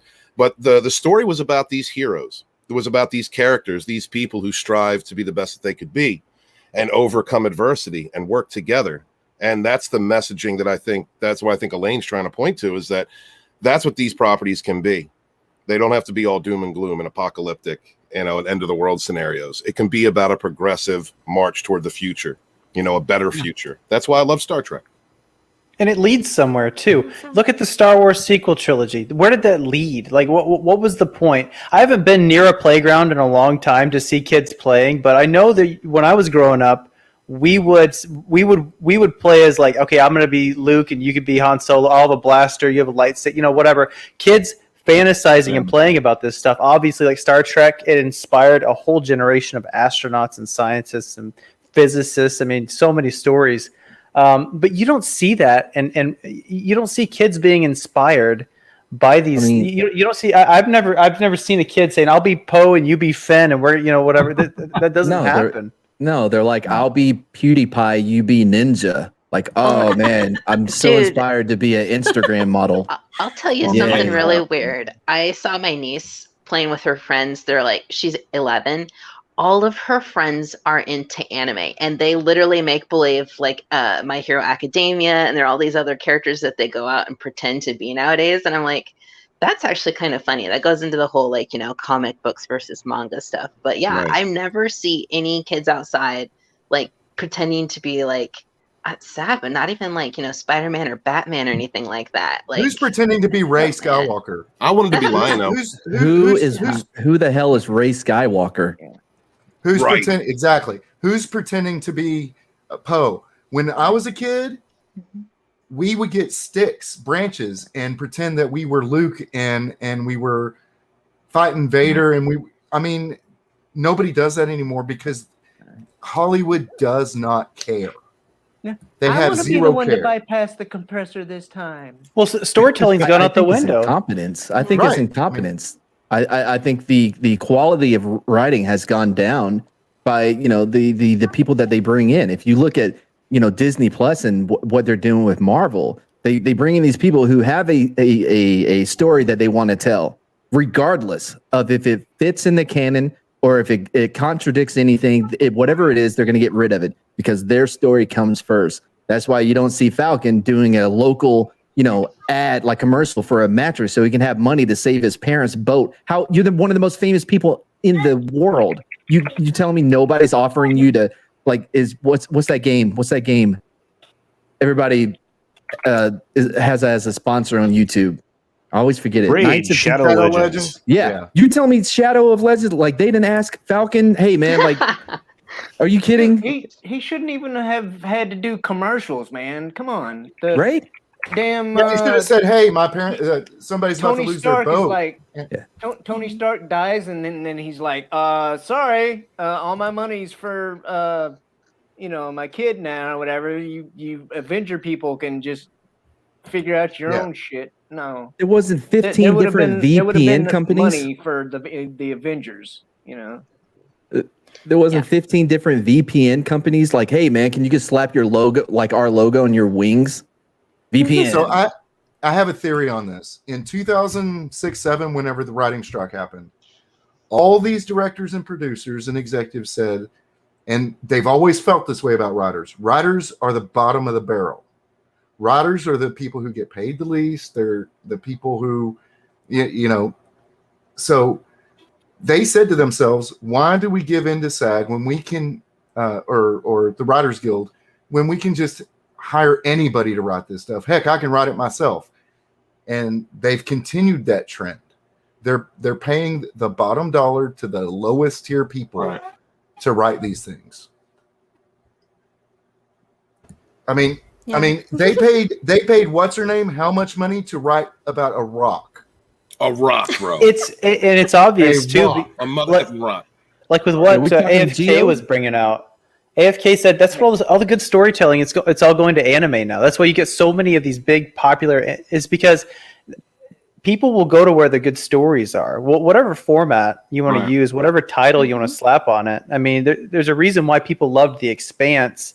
At least in those first few seasons, is that there was good storytelling, and they'll gravitate to whatever platform. That's on Amazon. Amazon's catching a bunch of crap for what they're doing with Lord of the Rings, but you make a good story and you start there, and they're treating these franchises like they are a vehicle to get them where they want to go instead of the art that it should be. You can take any year out of the 90s and you're going to see some like iconic movies, multiple movies that still hold up to today. 1994 was a crazy year. Anything after 2005, 2006, you may have one or two movies that, oh yeah, I remember that. I'll check it out if it's on TNT in the afternoon. No, but it wasn't like that in the 90s. The quality is dropping. There's still great movies out there. Craig Z. Zoller, I'll say him every time. Bone Tomahawk, Dragged Across Concrete, Brawl in Cell Block 99. Those are great movies. The Kid Detective, Paper Tiger. There are good movies out there, Boss Level, but you got to find them. Unlike what it used to be, we're like, man, I don't know. There's just so much. I mean, relatively bad movies, right? Like that are generally considered bad. Like, I don't know, Highlander. Great movie, right? Yes. Right? Yeah. Great movie. I mean, terrific movie. Back when it came out, it was a B movie.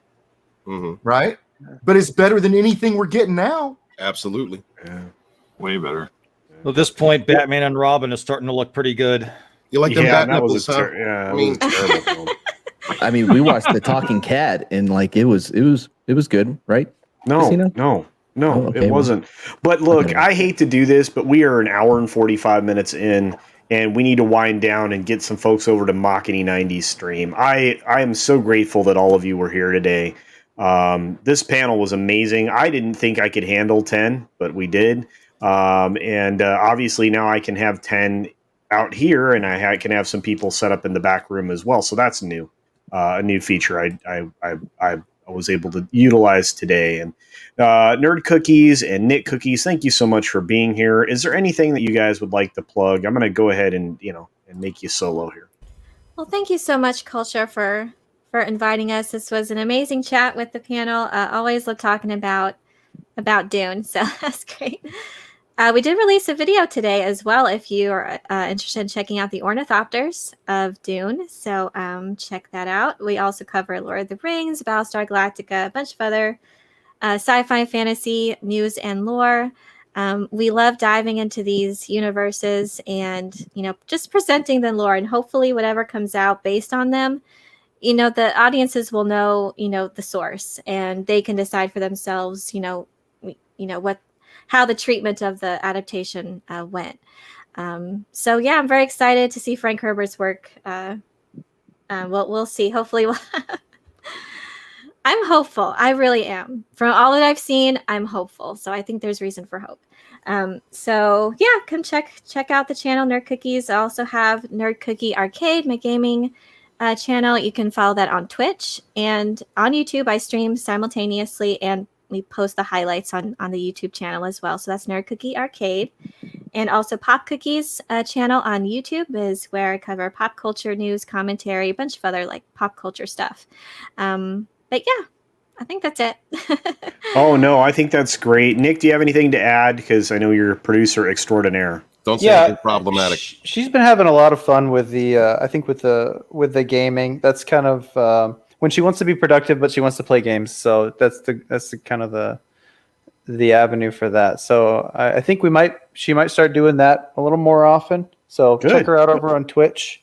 And she's playing through Kingdom Hearts. It's a very nice, light game. That's family gaming right there, Nick. Yeah, it's fun. It's fun. So I've never played it, so I'm getting to play it vicariously through her. It's fun. It's a great. I love the key swords and stuff. And if you're, it's steeped in the Final Fantasy lore and stuff as well. So it's kind of cool. Great combining of two amazing properties. So, but yeah, and you guys also have a Discord which got promoted in the stream as well. Yeah, just started that. Yeah, so join that. That'd be great. Yeah. So there you go. All right. Well, let's get through the regular panelists. We never did get to some stuff that I really was hoping for, but let's start with author Stephen Walton. Usually we save him for last to give us a rah-rah Yeah, but I was speech, only here for like 10 minutes. I was a short run today. Thank you guys so much for being here. Please support all these wonderful creators. Hail to the best chat on YouTube. Forever strive to be the best you can be. Wash your hands, wash your ass. Be good to each other. Peace. Thank you, Mr. Steven. Of course, we have our friend Mirasphere Origin, who is an author, and I cannot wait till he gets the second part of his book wrapped up and ready to release. You guys will enjoy the world building that he's doing. But anything you want to add to that, Mirasphere? I think he just stepped away. Oh, I didn't see it. Yeah, guys. So I'm writing this book. No. All right. Well, I'm going to do something nice. I'm going to let Mad Mardigan go. Yeah, hey, listen, we really do have something great going over on our channel. The Street Smart Show has evolved into something that's actually a lot of fun. I thought our two-part A Talking Cat was really good, and you get a little bit of fun casino, which is a rarity. So yeah, look, just do yourself a favor, go check it out. Like, I think honestly, if it watch at least like 4, and if you don't like it after 4, watch 2 more and then silence the bell. Don't unsubscribe, just silence the bell. And I don't think that's too much to ask, really. But yeah, we'll be doing Tammy and the T-Rex starting Wednesday, 3 p.m. Central. You can do it every Wednesday and every Saturday, 3 p.m. Central. Awesome. Awesome. Thank you, Matt. And that was very well done on a promo for a change. I appreciate that. Our friend Shellbach is in the house. Shellbach didn't talk a whole lot this time, but I'm sure he absorbed a lot. And I know you're doing some great stuff with Anime Academia. Anything else you got going on, or you got a new one coming up? What's your plan, my man? I'm not really sure right now. It's kind of wait and see at the moment. But yeah, it's if you care anything about watching a middle-aged guy talk about cartoons or anything like that, come on by the channel, play a couple of videos, maybe like or something. That'd be great. All right. Well, thank you for that, Shellbach. And, I'm a huge supporter of yours, and I'm glad you're getting back into doing that stuff with Anime Academia and stuff like that. It's really awesome. Oh, of course, one last thing before I forget. Sorry. I dropped the Sabotage, like Lincoln is Sabotage. Oh, yeah. I've been doing this thing where I'm trying to because the song Sabotage by Beastie Boys can work with any movie. I did Sabotage of Christ, which was, Passion of Christ, worked well. And I guess did Lincoln. So I put that up on the channel earlier. So. All right. Well, very good. See, J.J. Abrams started a good trend, right? Yeah, maybe. Yeah, I think so. And then, of course, we have our man, the author, story man, Jack, who is representing his character very well today.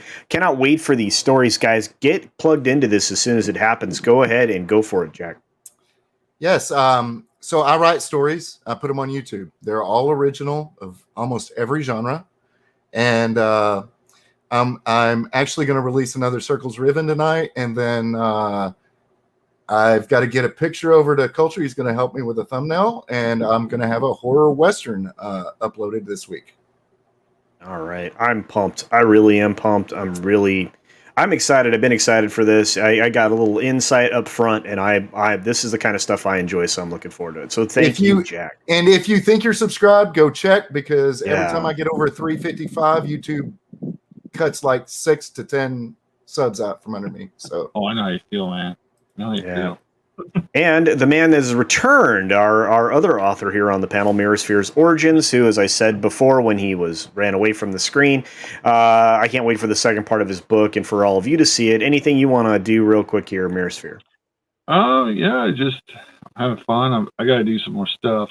I've been, my brother been talking to me and getting into Minecraft with him and one of his friends. So we might do live streams, I guess. Minecraft. I don't know. I don't know. We'll see. If people actually want to watch it or not. Other than that,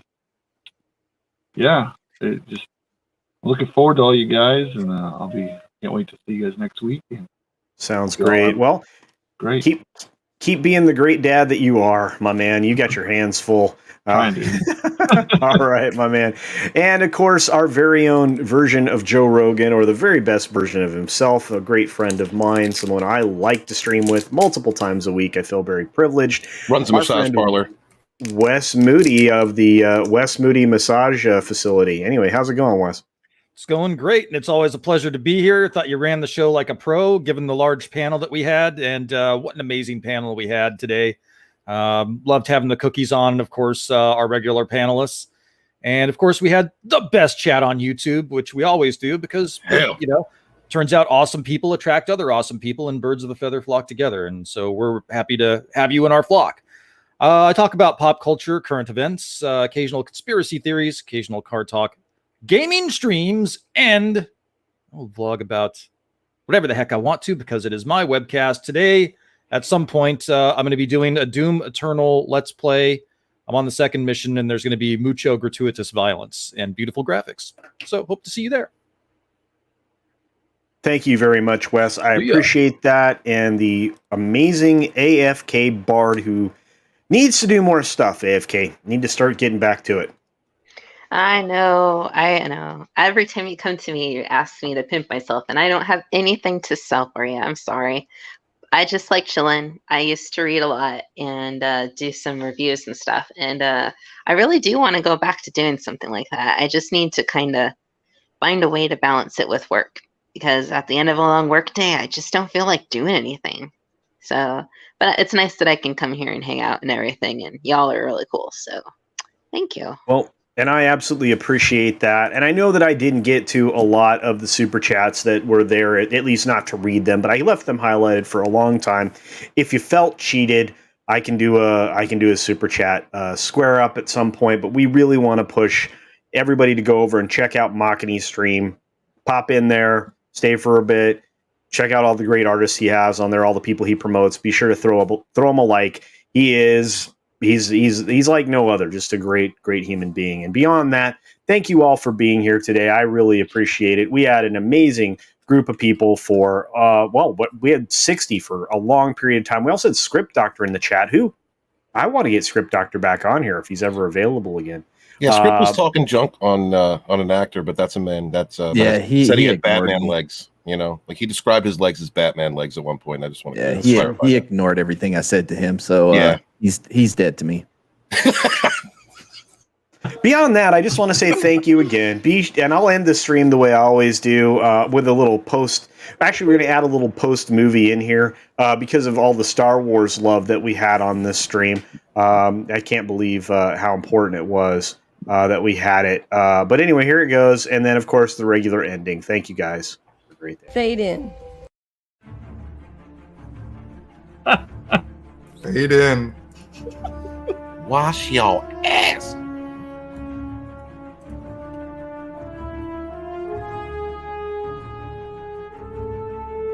Sabotage would work so well with this. Oh, dear God. I'm trying to read. Sabotage works with everything. Shellback, you're illiterate. Just give it up. Hey.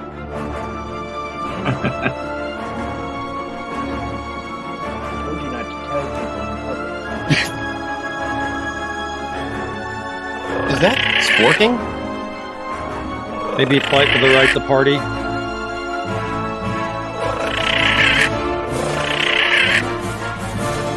Like a space dolphin? Yeah, it can't be Scotty has hair.